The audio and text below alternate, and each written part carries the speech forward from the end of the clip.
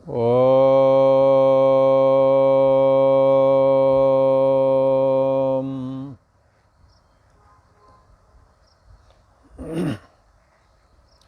ओम अखंडमंडलाकारं व्याप्तं येन चराचरं तत्पदं दर्शितं येन तस्मै श्री गुरुवे नमः। योगेश्वर श्री कृष्ण भगवान की जय। ऐं सरस्वत्यै नमः।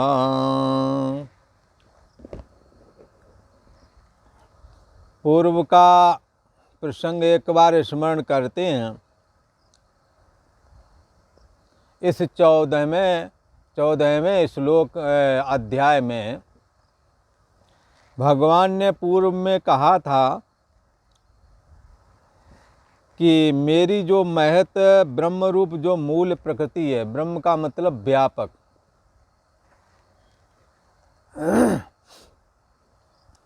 और ये ब्रह्म रूप कैसी है, जैसे कोई लहर पानी जैसी हो जाती है।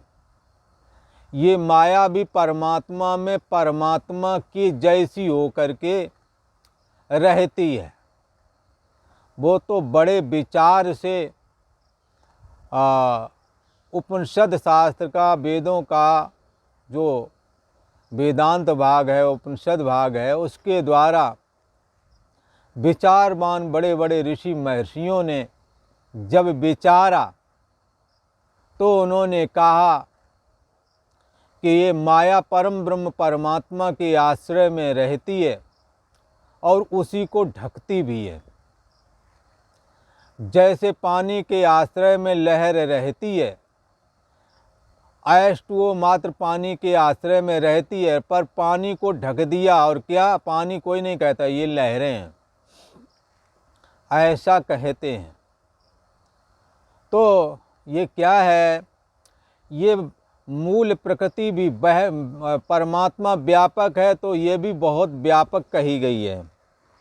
मूल प्रकृति भी व्यापक कही गई है। इसमें सतोगुण, रजोगुण और तमोगुण 3 प्रकार के गुण कहे गए हैं, जो कि प्रत्यक्ष ही हैं, दिखते नहीं हैं पर उनका कार्य दिखता है। माया के लिए ऐसी प्रसिद्धि है, माया को किसी ने आज तक देखा नहीं है और माया का कार्य दिखता है। जैसे सतोगुण कैसा है, ये किसी ने आज तक नहीं देखा कि कैसे रंग रूप का है, कितना लंबा चौड़ा है। पर हाँ, सतोगुणी लोगों को बड़े आराम से आप पहचान सकते हैं। उनका आहार सतोगुणी होवेगा, अंट चंट बकते नहीं मिलेंगे, भले लोगों की संगत में होवेंगे, ईश्वर उपासना में विश्वास रखने वाले होवेंगे, व्रत उपवास करने वाले होवेंगे, अपने नौकरी पेशा में ईमानदारी की कमाई पर विश्वास करते होवेंगे। ऐसे लोगों को आप देख लेंगे, समझ लेंगे और उन्हों के प्रति ऐसा कहते भी सुना होगा, भाई ये तो साधु है, सतोगुणी है। और जिन्हों के अंदर रजोगुण विद्यमान है, रजोगुण रागात्मक कहा गया है। यहाँ राग का मतलब मोहात्मक राग, ये हमारे बाकी पराये हैं। उदाहरण के लिए एक जगह किसी ने लड्डू बनाए थे और वहाँ गांव के काफ़ी लोग इकट्ठा हुए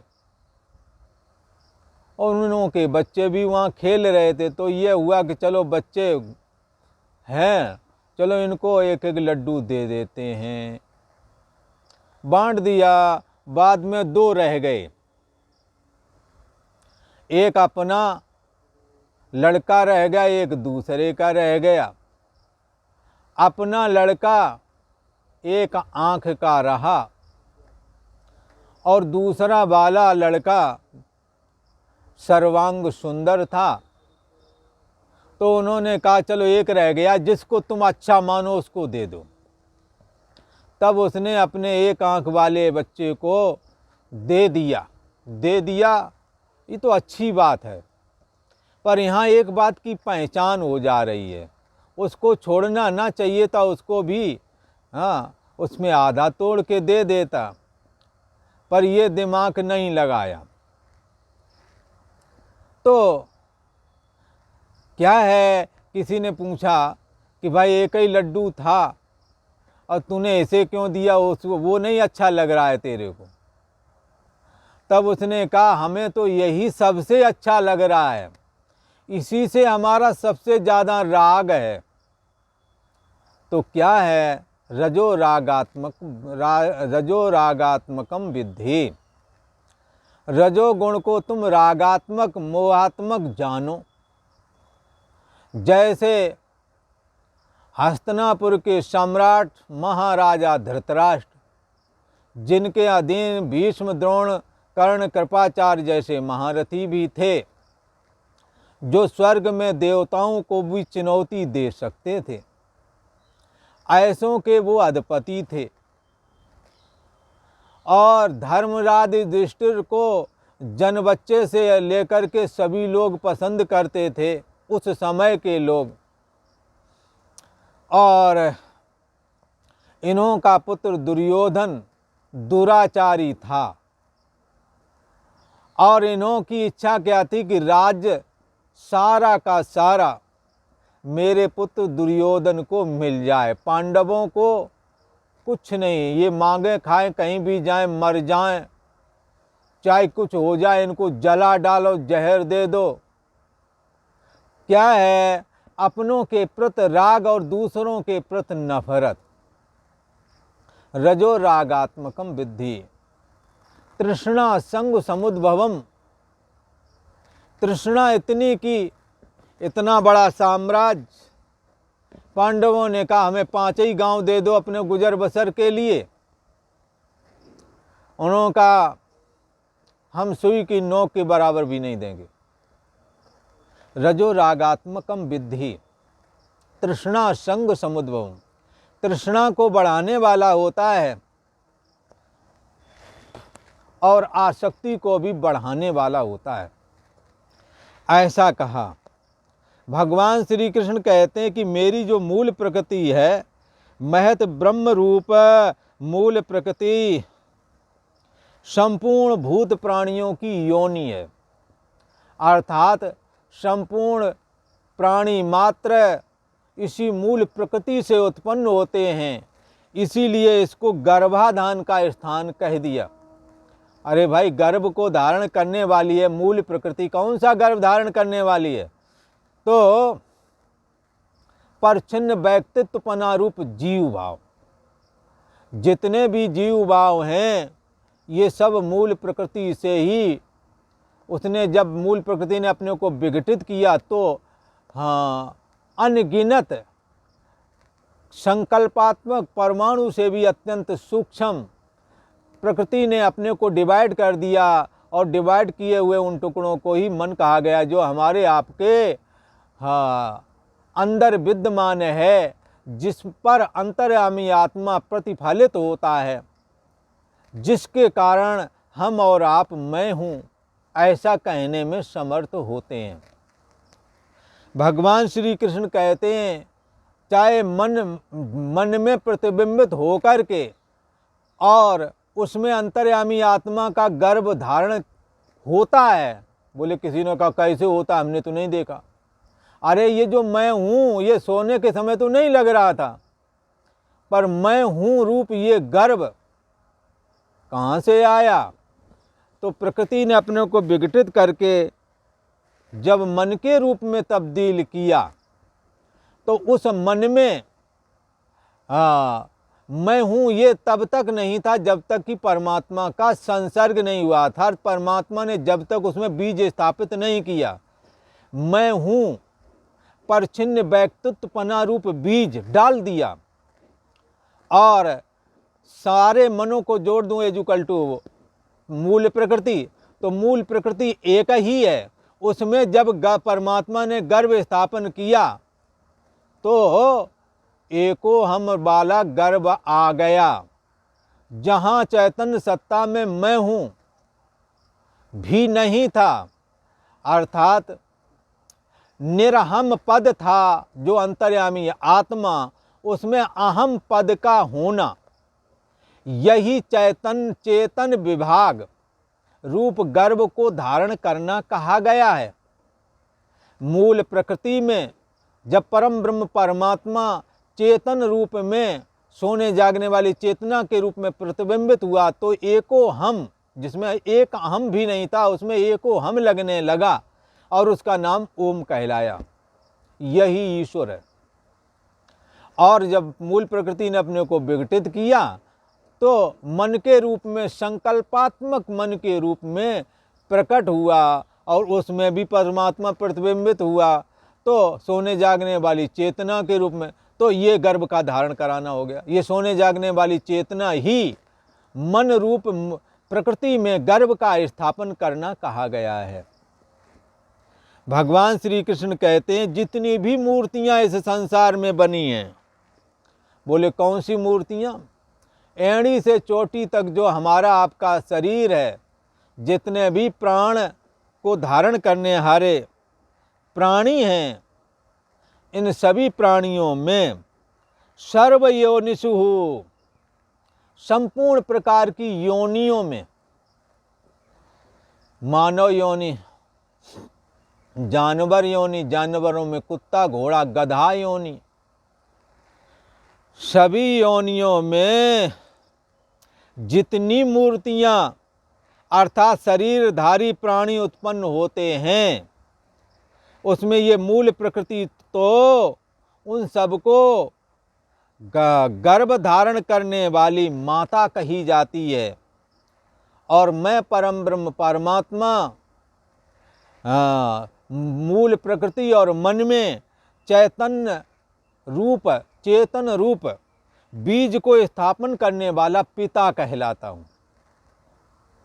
तो ठीक है, ये मूल प्रकृति त्रिगुणात्मक है और इस मूल प्रकृति में परमात्मा प्रतिबिंबित होता है को हम ईश्वर कहलाया, ओम का नाम, ओम इसका नाम हो गया।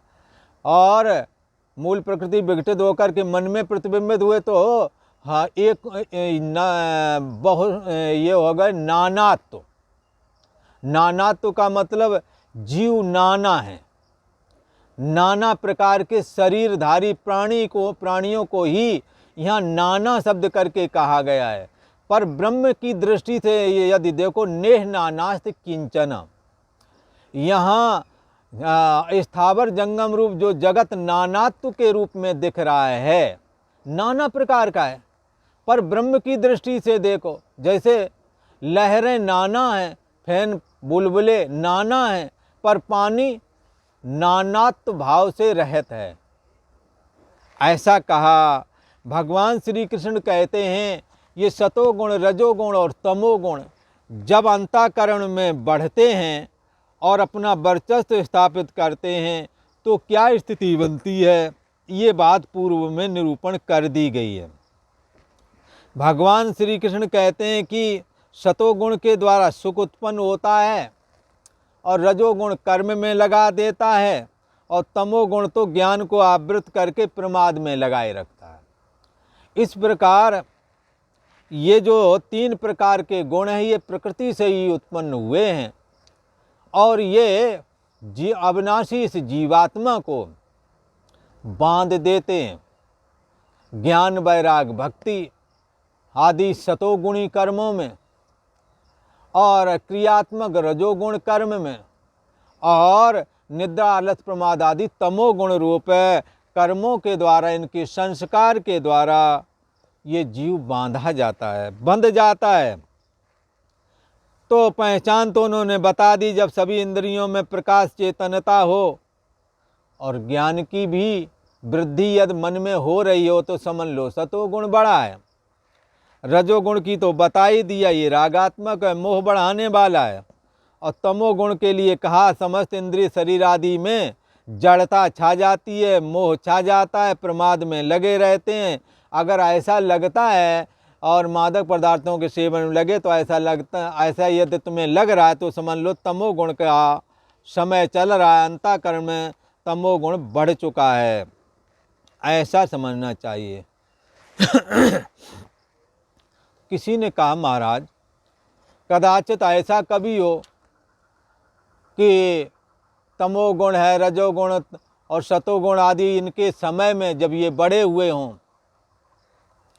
वर्तमान में तो बता दिया बढ़ने पर क्या स्थिति बनती है, पर यदि मरने का समय नज़दीक हो और सतोगुण रजोगुण तमोगुण में से कोई एक गुण उस समय विद्यमान हो तो मरने के समय वो हमारे को कैसे प्रभावित करेगा और उसका प्रभाव क्या होगा।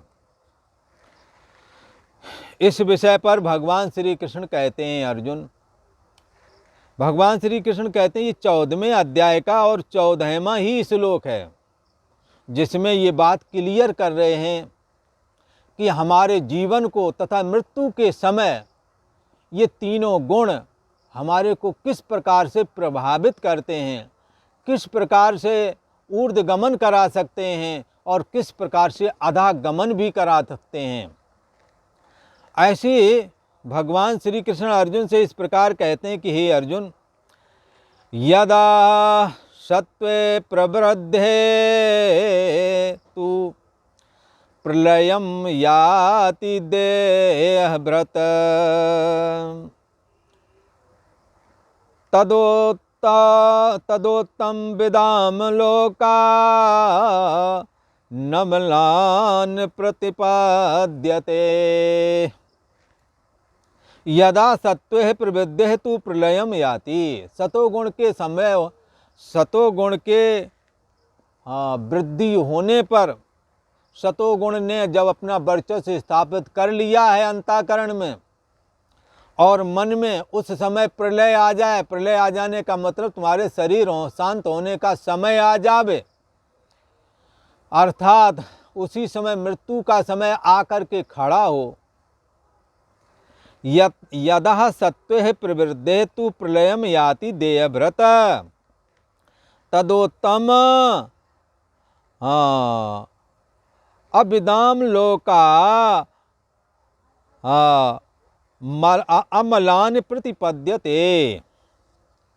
कहते हैं यदः देयभृत सत्वे, हे अर्जुन, जब यदः देयभृतः, जब यह मनुष्य है सत्वे प्रवृद्धे, सतोगुण की वृद्धि में, प्रलयम याति, जब यह मनुष्य सतोगुण की वृद्धि में स्थित है और उसी समय इसको मृत्यु प्राप्त होती है, यदि मृत्यु को प्राप्त हो जावे तदा तू उत्तम विदाम अमलान लोकान प्रतिपद्यते, तो फिर क्या होता है, उत्तम कर्म करने वालों के अमलान लोकान निर्मल दिव्य स्वर्गादि लोकों को प्राप्त होता है। यदा देयभृत सत्वे प्रवृद्धे, हे अर्जुन, जब यह मनुष्य सतोगुण की वृद्धि में मृत्यु को प्राप्त होता है तो उत्तम कर्म करने वालों के निर्मल दिव्य स्वर्गादि लोकों को ये प्राप्त कर लेता है। अर्थात मृत्यु के समय में सतोगुण का होना अत्यंत श्रेष्ठ कहा गया है, क्योंकि सतोगुण के प्राप्त होने पर ये मनुष्य क्या करते हैं, उत्तम कर्म करने वाले लोग। उत्तम कर्म करने वाले लोग कौन से हैं? जो समदम पूर्वक जीवन जीते हैं, जिनका जीवन वैराग्यमय है, विषयाशक्ति से जो रहित हैं, ऐसे लोग बड़े बड़े यज्ञ दान तप करके और उत्तम स्वर्ग लोक को प्राप्त कर लेते हैं। ऐसे लोग जिस स्वर्ग आदि लोकों में जाते हैं, उन स्वर्ग आदि लोकों को ये जीवात्मा भी प्राप्त हो जाता है यदि अंतिम समय में सतोगुण बढ़ा हुआ हो, ऐसा कहा। और उस सतोगुण के बढ़ने पर निष्काम भाव से कर्म आदि भी ये करने में लग जाता है, जिससे इसका निष्काम धर्म बन जाता है और भगवान की भक्ति को भी प्राप्त कर सकता है, ऐसा कहा। तो ये बात भगवान श्री कृष्ण ने बताई कि सतोगुण और रजोगुण और तमोगुण का प्रभाव क्या है, और सतोगुण के विद्यमान रहते यदि शरीर छूट जाए, मृत्यु को ये प्राणी ये प्राप्त हो जावे, ये मनुष्य, तो फिर उत्तम कर्म करने वाले निर्मल दिव्य स्वर्गादि लोकों को भी प्राप्त कर लेता है। अच्छा, तो एक बात कहते हैं कि शरीर के 9 दरवाजे हैं, तो 9 दरवाज़ों में यदि ऐसा कहते हैं, यदि नाभि से ऊपर यदि नाभि से ऊपर वाले जो दरवाजे हैं, 2 नेत्र हैं, 2 कान हैं, 2 नासिका छिद्र हैं, मुंह है, तो इन्हों से जब जीवात्मा निकलता है तो कहते हैं पुनः मनुष्य होने के चांस बन जाते हैं।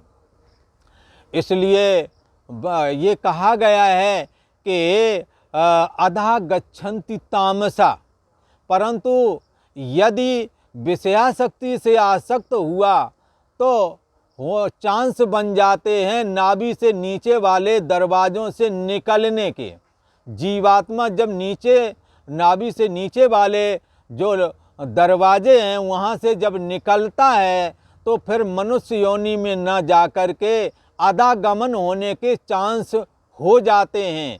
इसीलिए कहा है कि ऊर्ध्वम गच्छन्ति सत्वस्था, ये सतोगुण वाले तो ऊर्ध्व गति को प्राप्त हो जाते हैं। तो रजोगुण कर्म में आसक्त रहता, तमोगुण प्रमाद आदि में लगा देता है। तो यदह देहभृत सत्वे प्रवृद्धे, सतोगुण की वृद्धि होने पर मनुष्य जब मृत्यु को प्राप्त होता है तो स्वर्ग आदि उत्तम लोकों को प्राप्त कर लेता है, और योग साधना के द्वारा ब्रह्मरंध्र से निकलने पर स्वर्ग भी चला जाता है और ब्रह्मलोक की भी उसे प्राप्ति हो जाती है, ऐसा कहा। इसलिए हमने क्या करना है, अपनी इंद्रियों को और अपने मन को बस में रखना है। यदि बस में रखेंगे तो चेतना ऊर्ध्व ऊपर की ओर बढ़ती है, और यदि विषयों में हमारा चित्त रचा बसा रहेगा तो ये चेतना शक्ति नीचे को भागती है। इसलिए समस्त इंद्रियों का मूल ये मन ही है। हमें चाहिए कि मन को कंट्रोल करें, भगवान के चरित्रों को सुने, गीता का दुर्लभ ब्रह्म ज्ञान सुने, कर्म योग सुने, भक्ति योग सुने, भागवत सुने, और इन प्रकारेण अपने मन को विषयों से लौटाएं ताकि हमारी मुक्ति हो जाए। अब दोबारा पुनरप जननम पुनरप मरणम में ना फंसें। पर ये सब होने के लिए अंतःकरण में, मन में सतोगुण की वृद्धि होना मांगता है। यदि सतोगुण का सेवन आजीवन करोगे तो मृत्यु के समय में भी सतोगुण आपके अंदर प्राप्त हो जाएगा। तो मुक्ति के लिए चाहिए कि सतोगुण निष्काम भाव से सेवन करें, सतोगुणी कर्म आसक्ति और फलाकांक्षा से रहित होकर के कर्म करें।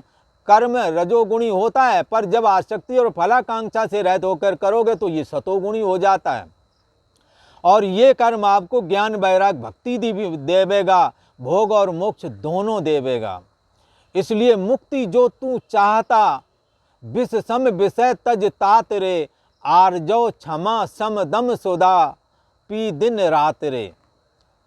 संसार जलती आग है, इस आग से झट भाग कर आ शांत शीतल देश में हो जा अजर, हो जा अमर।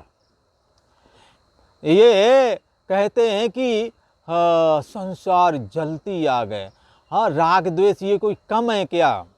तृष्णा सांपिन के ही नहीं जा रहा, दूसरों की उन्नति देख ली, अपने से कुछ किया नहीं जा रहा, छाती जलाए चले जा रहे हो। ये जलन आगी से भी बढ़कर के है। इससे हमें बचना चाहिए, हमें दूसरे की उन्नति पर खुश होना चाहिए, न कि छाती जलाना चाहिए।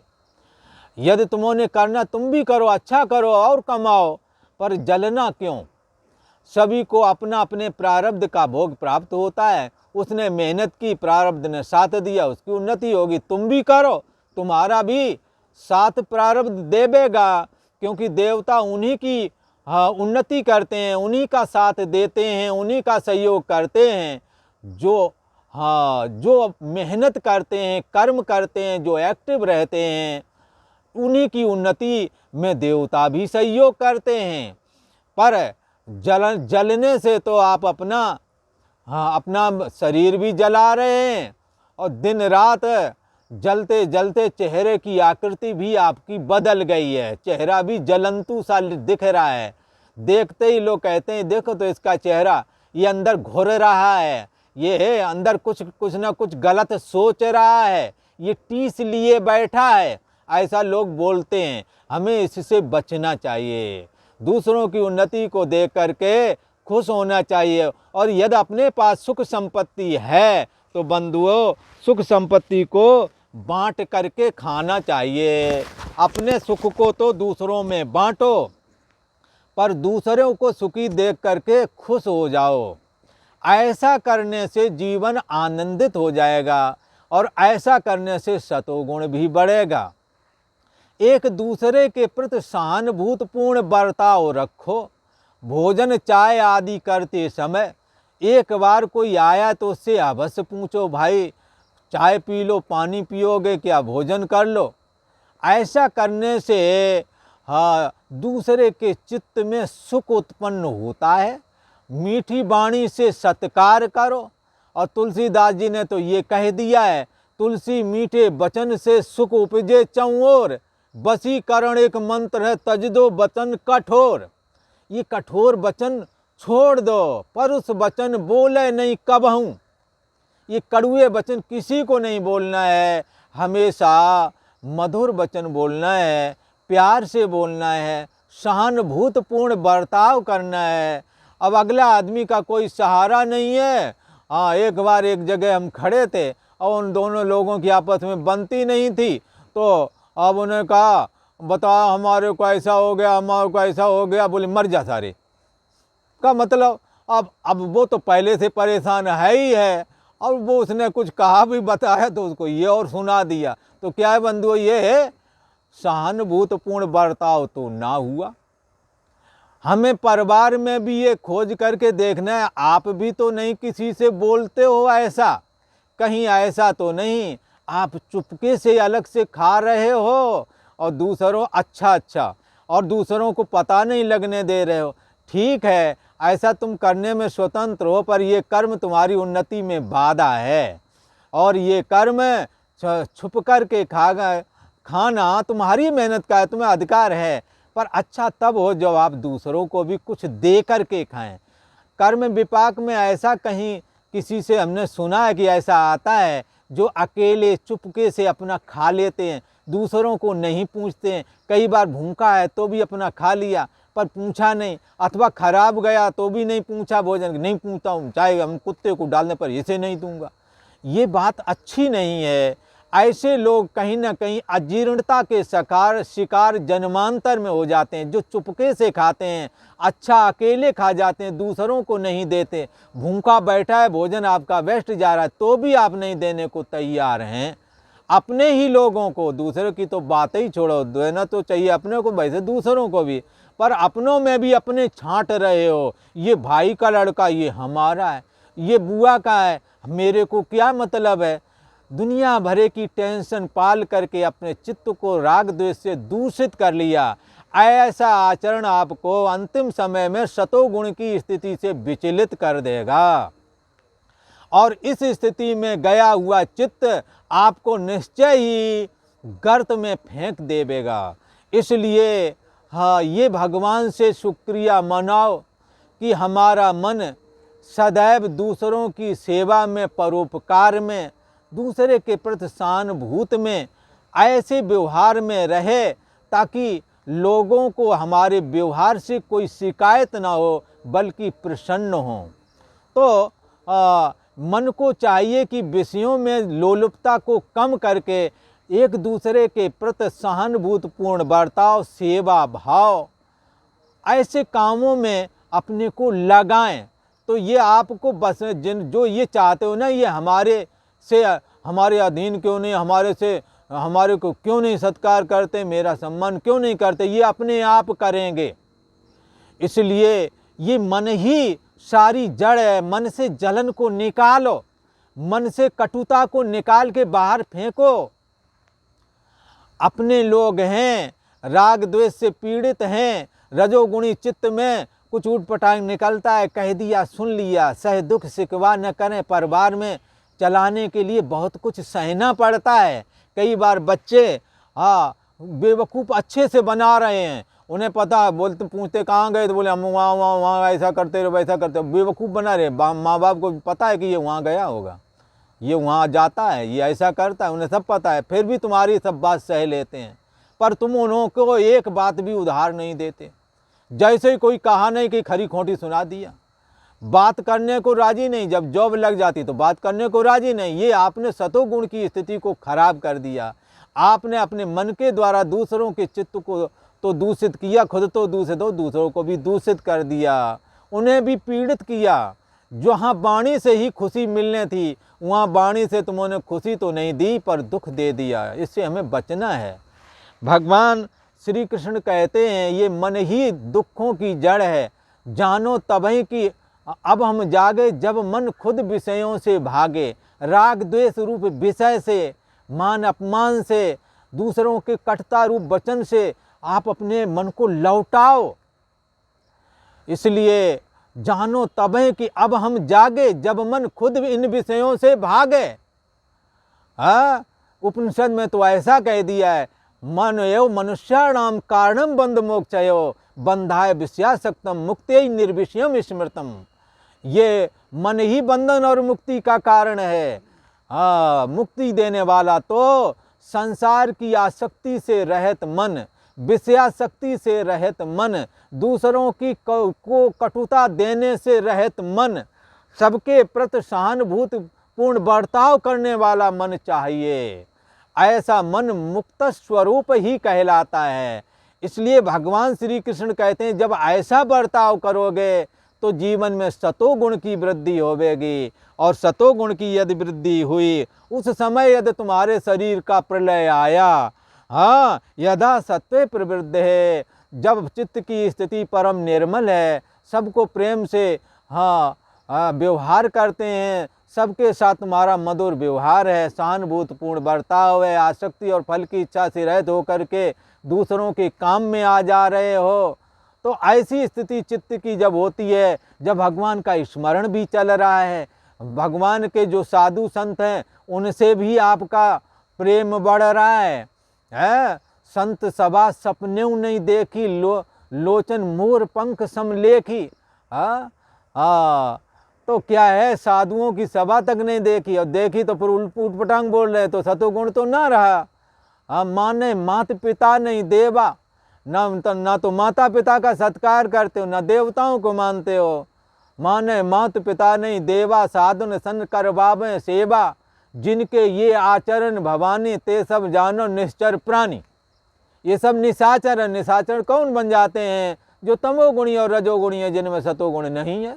सतोगुण वाला तो मीठा व्यवहार करता है, सबसे सहानुभूतिपूर्ण बर्ताव करता है, उसका दिल मानता है मैं इन्हों के काम आ जाऊं, मेरा पैसा भी आखिर छूट नहीं है तो इन्हीं के काम आ जाए। हमारे खर्चे तो हो गए, अब इसका क्या काम है, बाद में एक साथ कोई निकालेगा, कोई बढ़िया सी गाड़ी खरीदेंगे और चलाएंगे, जिसको तुम जोड़ जोड़ करके परेशान हो। गाड़ी चलाएं बहुत अच्छी बात है, पर को पता लगे कुछ और भी करने लगे। खैर, वो तुम्हारे अपने निजी विषय हैं। शास्त्र कहता है कि सहानुभूत और प्रेम पूर्वक और मधुर बर्ताव करें और अपने जीवन को सात्विक बनाएं। और सात्विक जीवन को यदि तुमने बना रखा तो सतोगुण की स्थिति में यदि तुम्हारी मृत्यु आ गई, यदि तुम्हारे शरीर का प्रलय हुआ, तो यदा सत्वे प्रवृद्धे, सतोगुण की वृद्धि के समय यदि ये मनुष्य मृत्यु को प्राप्त होता है, तब तो फिर उत्तम कर्म करने वाले, त्याग वैराग से रहने वाले तपस्वियों को स्वर्ग मिलता है। तो ऐसे योगियों को जो स्वर्ग मिलता है, तो ऐसे उत्तम कर्म करने वाले